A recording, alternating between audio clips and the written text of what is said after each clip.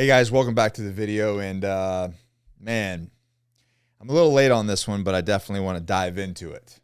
And people have been posting about it. They've been tagging me in it, sharing it with me. I mean, heck, I feel like half of you guys probably DM me a picture of this Times article. Times.com.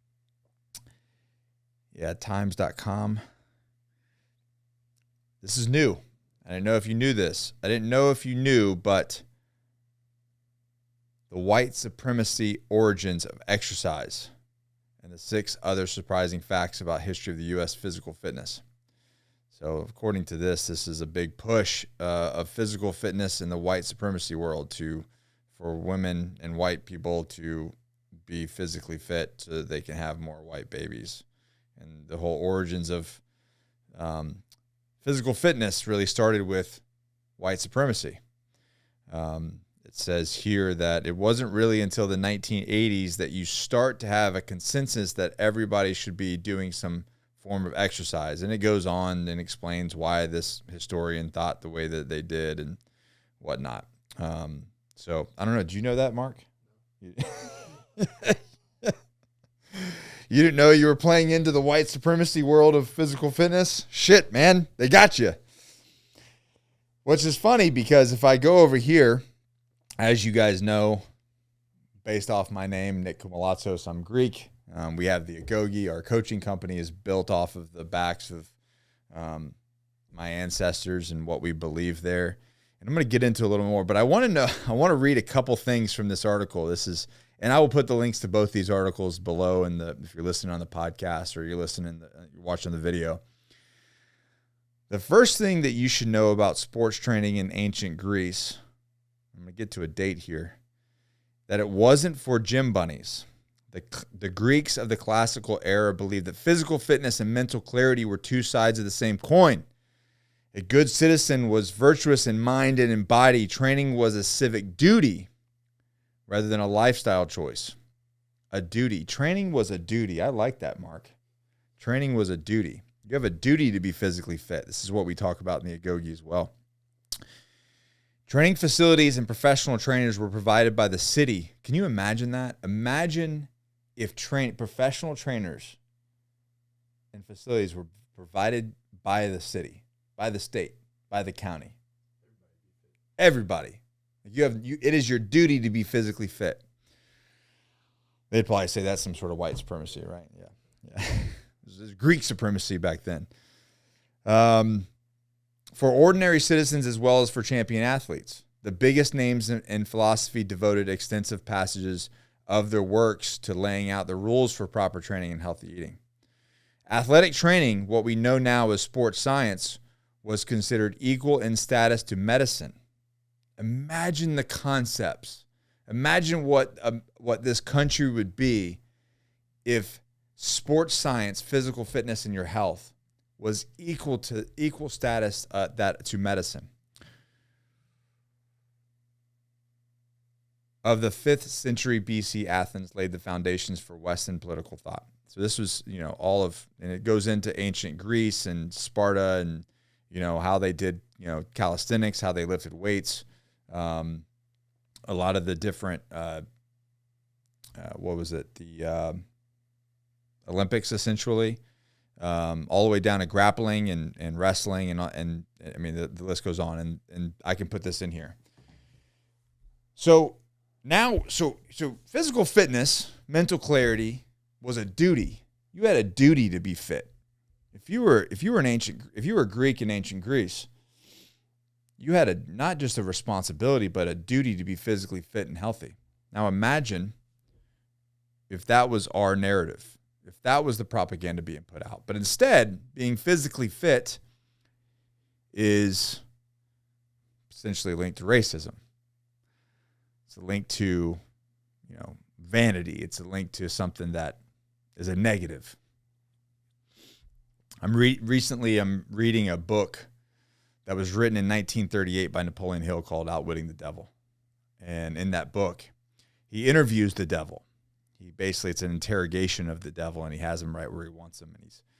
And I highly suggest listening to the audiobook But this book is so controversial. This book was controversial in 1938. It's controversial today, but what they're talking about is, and what Napoleon Hill is discussing, is how the devil, negativity, utilizes certain tactics to manipulate men. And everything that he's talking about is this right here. The devil, and you call that whatever you want, wants you dependent, wants you depressed, wants you anxious, wants you fat, sick, and nearly dead. Because when you're fat, sick, and nearly dead, you are not in opposition. You can't make change. You can't inspire others. You won't become successful. And if you do, it's for short-lived because you're going to die. A fat, sick, depressed, anxious person, a fearful person, is easily controlled. It's easily manipulated. Just look at the last 3 years.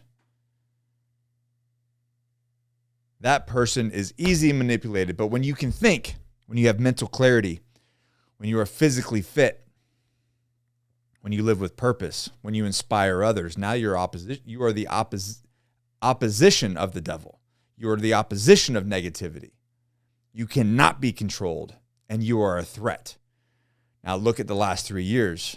Those who were physically fit, those who had gyms, those who could think for themselves, those could see through the mask bullshit, could see through the vaccine bullshit, could see through all this kind of stuff. They were the opposition, and they were not easily controlled. And it showed. It showed who people were against. It showed who the government was against. And why is that? Makes me think some people are very accurate that we potentially are in a very spiritual war. We are in a war against you. You are the commodity that we are fighting for. You have to ask yourself, do you want to be controlled? Which side of the fence are you going to be on? You're going to fight for positivity and free thinking, freedom of speech, freedom of opportunity, freedom of health? Or are you going to fall into the bullshit that physical fitness is some sort of negative thing? We all have choices, and we all have two sides of the fence that we can be on. I am going to be on the side of the fence. I'm going to be the opposition. I'm going to inspire you to think for yourself. I'm going to inspire you to live a better life. I'm going to inspire you to create generational wealth. I'm going to inspire you to get fit as fuck. I'm going to inspire you to be a role model to your kids. That means I'm the opposition. That means I am a threat to the system, to the propaganda, to their agenda. Don't buy into it, ladies and gentlemen. You guys know the deal. If you follow this page, then you're already on the fast track to be the opposition. So if you're that person, you're like, you know what? I don't want to be controlled. I'm done fucking being controlled. I'm done being fat, being the gelatinous body of myself, waiting on my burrito, as Pedro said. If you want to be a role model to your kids, you want to turn your wife on, you want to serve your wife and family, you want to be part of the opposition, then join me in the Agoge. Hit that link below. Sign up for our coaching. Get in our community where we talk about all these things. We talk about being thought leaders. We talk about building our businesses and leveling up in life and serving our families and being just ripped at 40 and 50 years old. If you want that, if you're ready to join the rebellion, then click the link below. Click the link below and let's join the rebellion. Let's be in the rebellion together. All right. I love you guys. Subscribe to the channel.